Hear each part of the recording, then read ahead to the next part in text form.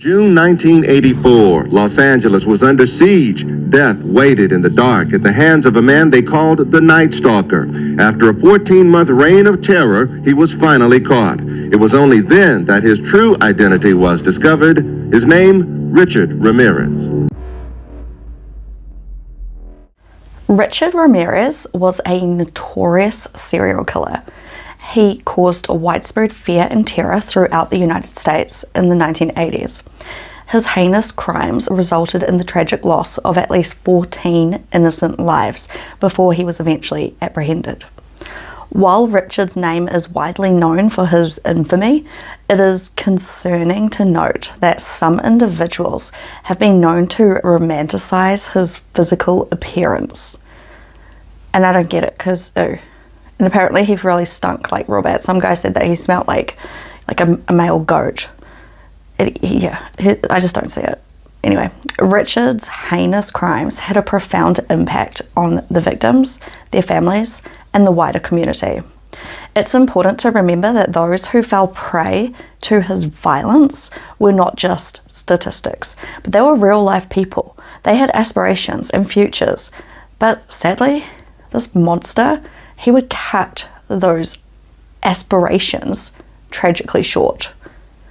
The repercussions of his actions extended beyond the immediate victims and left a deep and lasting impact on an entire community. The scars left by his crimes will never fully heal, serving a stark reminder of the devastating effects of violent crimes on both individuals and society as a whole.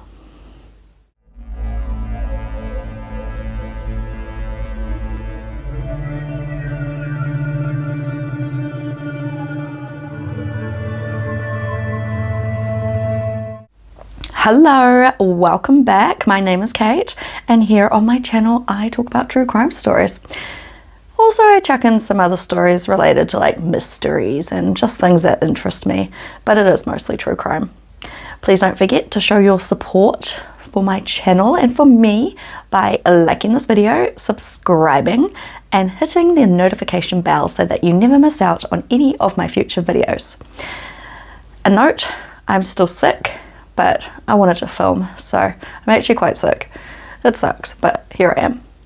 So thank you for being here with me today. It's a short story. This spine-chilling short story is a brief look at the Night Stalker, aka Richard Ramirez. So let's jump in.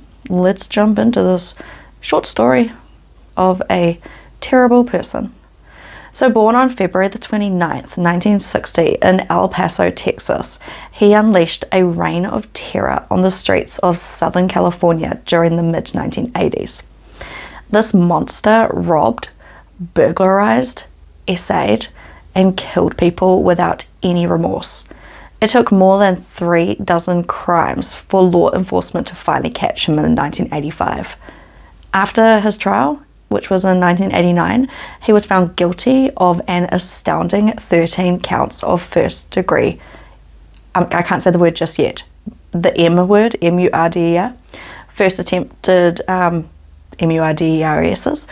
14 burglaries and 11 essays. The Night Stalker was indeed a nightmare that came to life. He was sentenced to death for his heinous crimes. So I can't say the M word for another couple of minutes. Sorry guys, it's YouTube.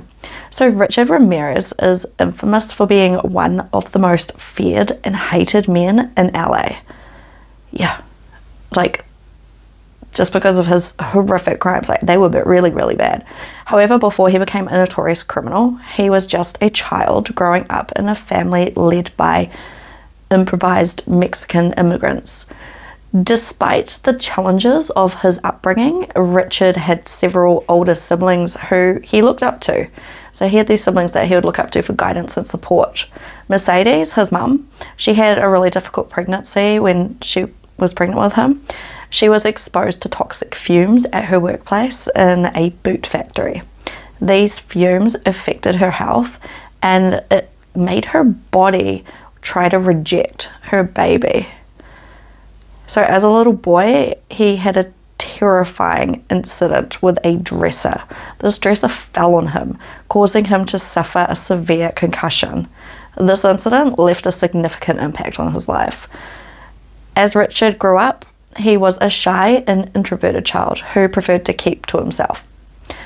At an early age, doctors discovered that he was epileptic, and despite the hope that he would outgrow it, seizures continued to haunt him until his mid-teens. My daughter's epileptic. It's horrible. It's such a horrible thing. I feel like maybe that dresser falling on him wouldn't have helped. So his condition forced him to give up his position as a quarterback on the school's football team, which was a significant blow to his confidence and social life. Because, you know, the boys in the football team, they get all the girls' attention. So, yeah, kind of sucked for him being a young fella at the time. So, as the youngest of 5 children, Richard had to navigate his way through life with the help of his oldest siblings. Unfortunately, he chose to idolize a particular cousin who was a really negative influence on him. So this cousin would introduce Richard to drugs, encouraged him to engage in criminal activity, and even showed him how to pick locks. Richard's childhood was characterized by an insidious cycle of violence and abuse. His dad would often subject him to brutal beatings and verbal insults that left him physically and emotionally scarred. As a result, Richard developed a deep-seated resentment towards his dad and other authority figures, which would later manifest in his violent behavior. Sorry, I am sick, so I'm struggling to say some words. My voice is like trying to go. But yeah, anyway, I'm going to continue. So during his early and mid-teens, Richard began to develop a disturbing fascination with death and the occult. He was influenced by his older cousin, who taught him military tactics and encouraged him to explore his darker interests. This cousin would later become one of Richard's most trusted confidants during his crime spree. Yeah, not good. So Richard's interest in the occult and Satanism grew stronger as he got older. He would often spend hours reading books on the subject and performing rituals that he believed would grant him supernatural powers. This fascination with the supernatural world became a recurring theme in his life and his criminal activities. He would hunt animals. Oh, I hate that. So he would hunt animals, and like sometimes family members would go with him, but if they weren't going with him, he'd just go on his own. And yeah, he particularly enjoyed sneaking up on these little animals and like just jumping out and stabbing them and then gutting them. I hate it when animals are involved. It's always like that though, eh? So many serial killers start by hurting animals. He liked watching horror movies and began to attend Jehovah's Witness meetings, where he became interested in Satan. I'm fine. I'm fine. Does anyone know where I got that from? Let me know in the comment section. So at the age of 15, while he was still in high school, he briefly held down a job at a Holiday Inn. But he was fired because a few months into working there, he entered a woman's changing room and he attempted to essay this woman, but he was stopped by her husband. Because the couple was from out of state and wanted to move on as soon as possible, they wouldn't testify against him, and the charges were ultimately dropped. So after moving to California at the age of 22, Richard's drug use became more frequent and more intense. He would often spend days at a time under the influence of cocaine, which only fueled his violent tendencies. To support his drug habit, he resorted to committing burglaries and other petty crimes, which eventually escalated into a series of brutal murders. See, now I can say the M word. So these, sorry, I'm sick, remember guys.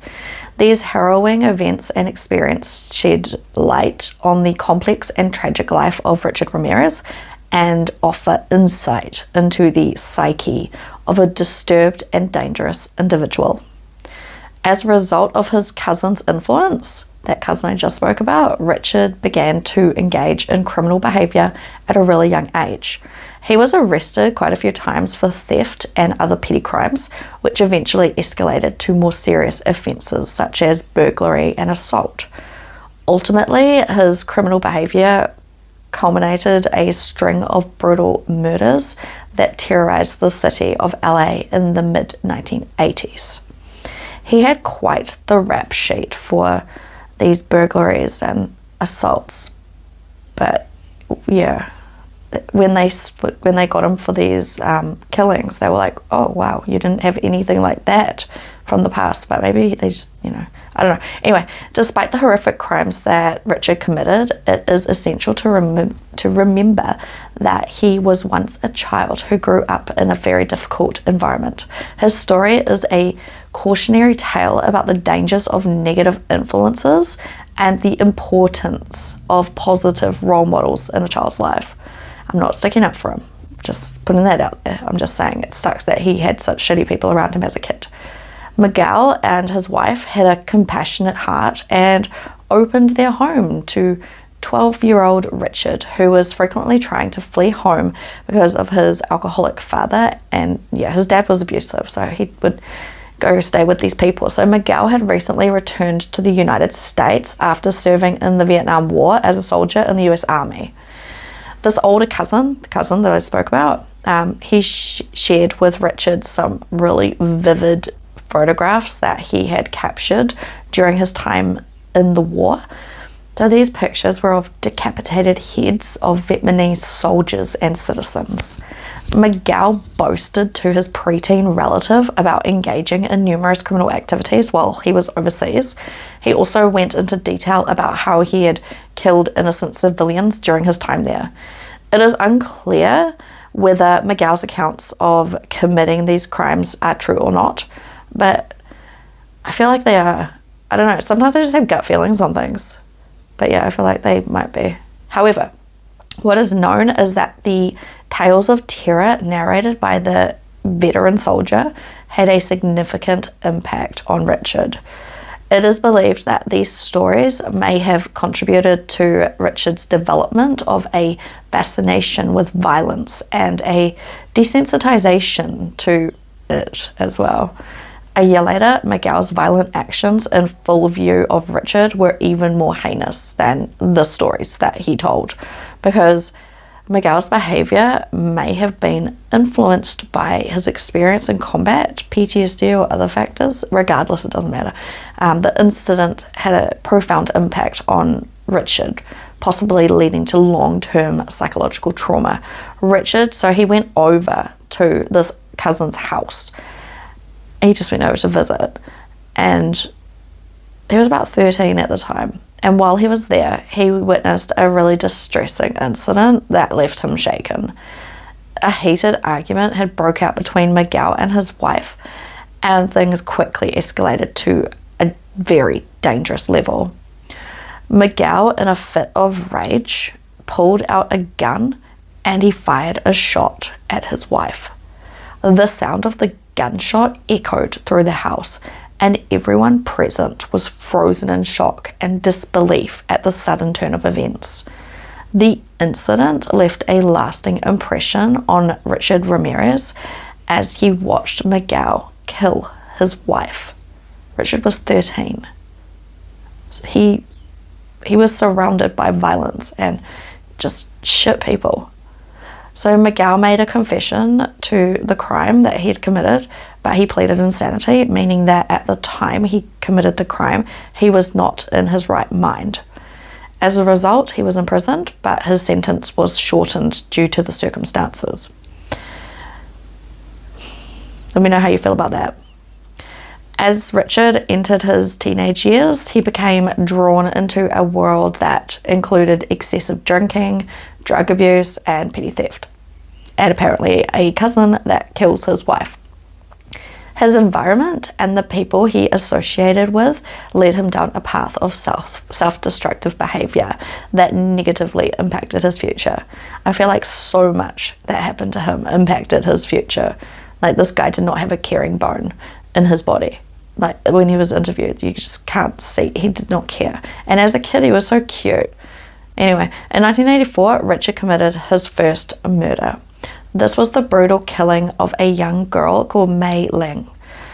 Mei was only 9 years old at this time, and tragically, this was only the first of many violent crimes that Richard would go on to commit.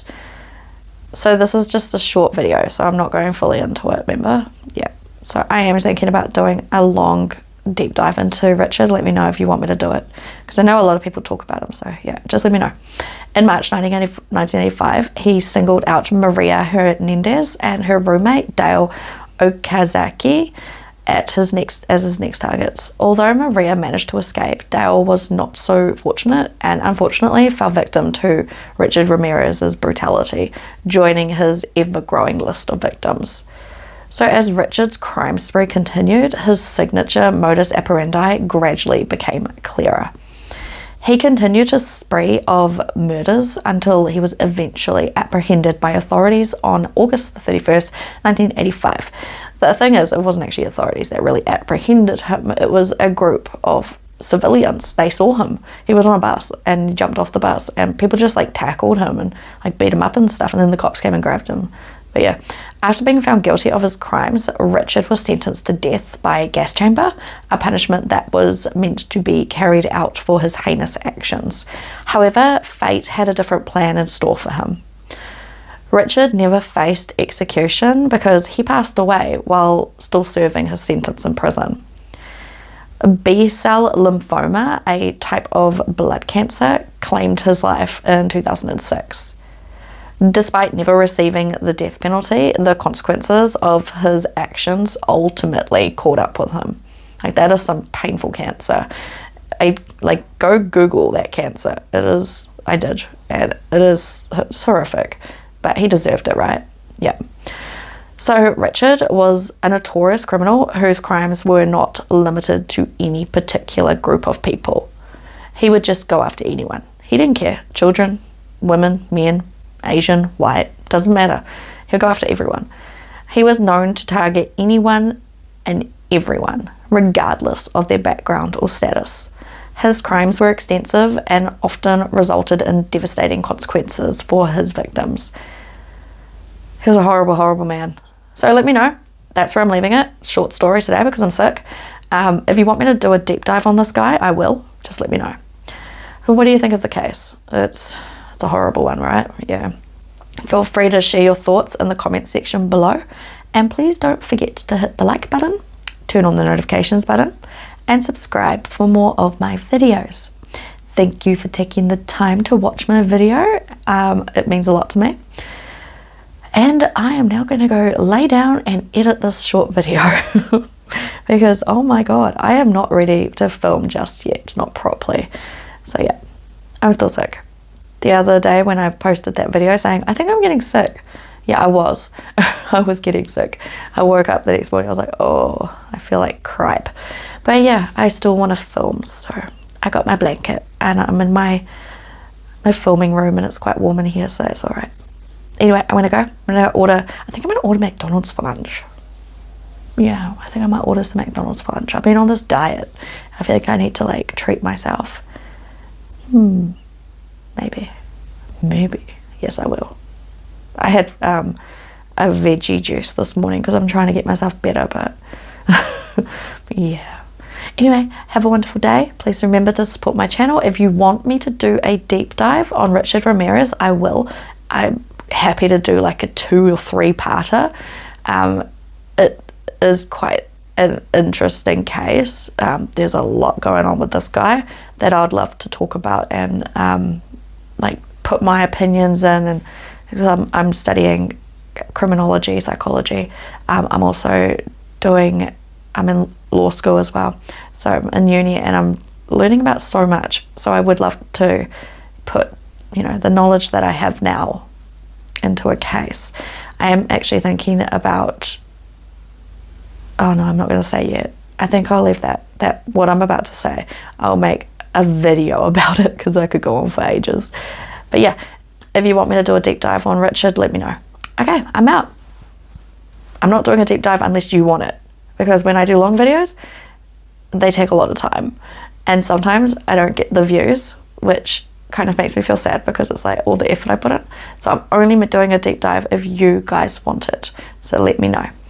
Bye.